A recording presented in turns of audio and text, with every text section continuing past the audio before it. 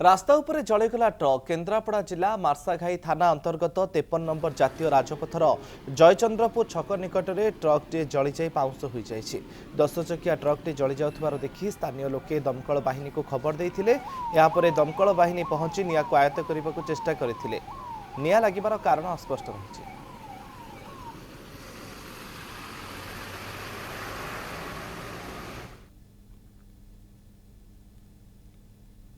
रास्ता उपरे जळीगला ट्रक केन्द्रापड़ा जिला मार्साघाई थाना अंतर्गत 53 नंबर जातीय राजपथर जयचंद्रपुर छक निकट में ट्रकटे जलीजाई पाउंश हो जाए।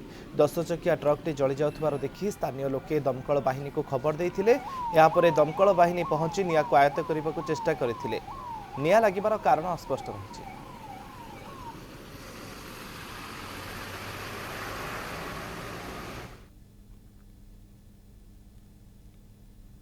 रास्ता उपरे जळीगला ट्रक केन्द्रापड़ा जिला मार्साघाई थाना अंतर्गत 53 नंबर जातीय राजपथर जयचंद्रपुर छक निकट में ट्रकटे जलीजाई पाउंश हो जाए।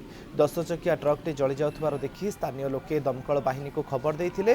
यापर दमकल बाहिनी पहुंची निया को आयत्त करने को चेष्टा करथिले। निया लागिबार कारण अस्पष्ट रहिछि।